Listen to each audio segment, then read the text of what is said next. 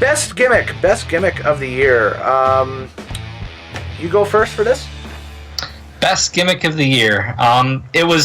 She was a bit late to the party this year, but around September, October, Becky Lynch unveiled her Stone Cold Steve Austin character. The man. Yes. And it's been money for them. It's been a great gimmick, and she's still riding it as we speak. High and Dry is the best gimmick right now on that product. It is such a hot gimmick to see live. It is. It's probably as hot as the Daniel Bryan Yes movement back in 2014. That was the vibe I got in Phoenix, at least. It was as hot of that. What was the reaction at the Rumble when she came out? Oh, deafening.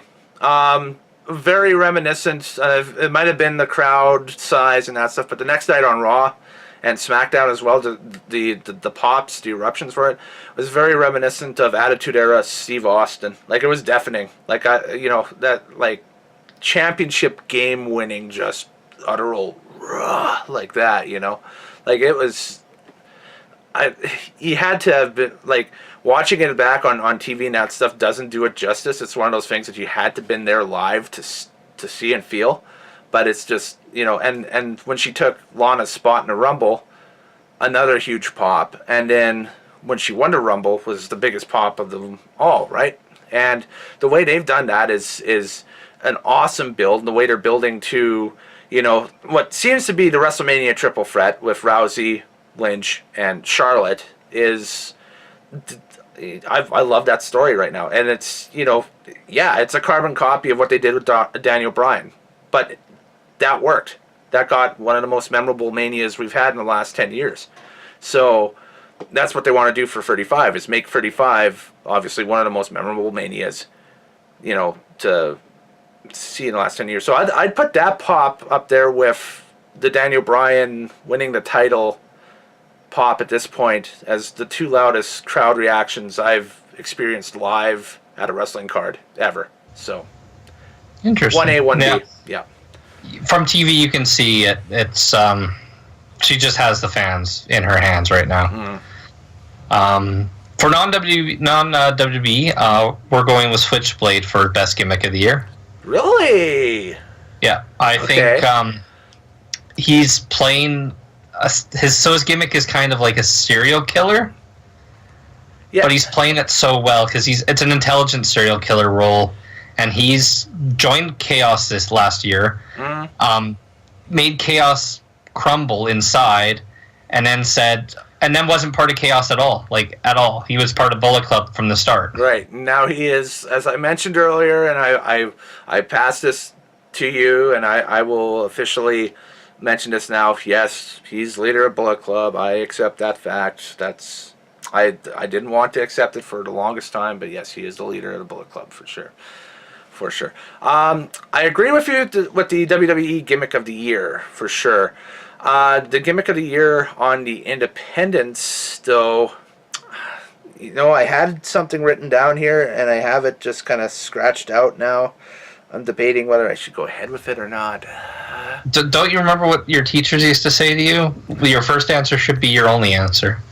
Yeah, but see, the problem is that I wrote that before going to Phoenix, and then I had time to think about all these answers in Phoenix and that stuff and everything, and now it's like, do I really want to go ahead with that or not? I don't know.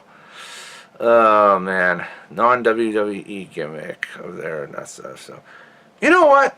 Heck, I'm going to go ahead with my first answer. We're going back to New Japan for this one. Juice Robinson. Ah, the Party Bear. Huge year for him. Party Bear. Yep. A huge year for him, and it's the Adam Rose gimmick. If they did the Adam Rose gimmick correctly, that's what it is.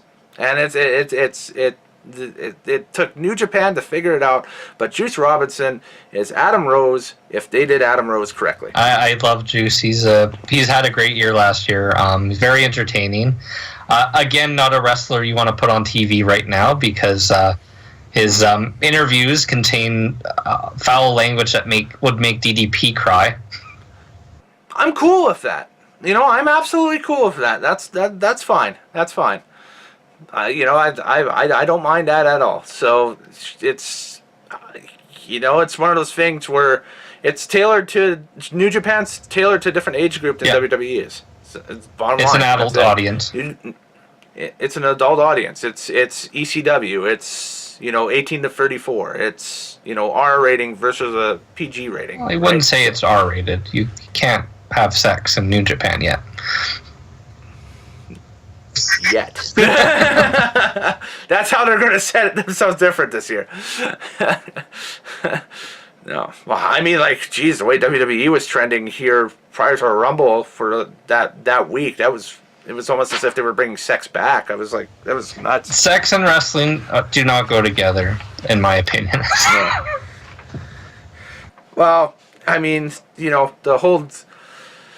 I mean, we'll get into it probably later on down the line, but the whole deal with Alexa Bliss that week, and then again with the Mandy Rose, Jimmy Uso, Naomi storyline there on SmackDown too at the same time. That was kind of simultaneous. Like it was just it was such a way where it was like, okay, well, we're clamoring for something for Alexis to do. I know, let's have her do this, you know, and then.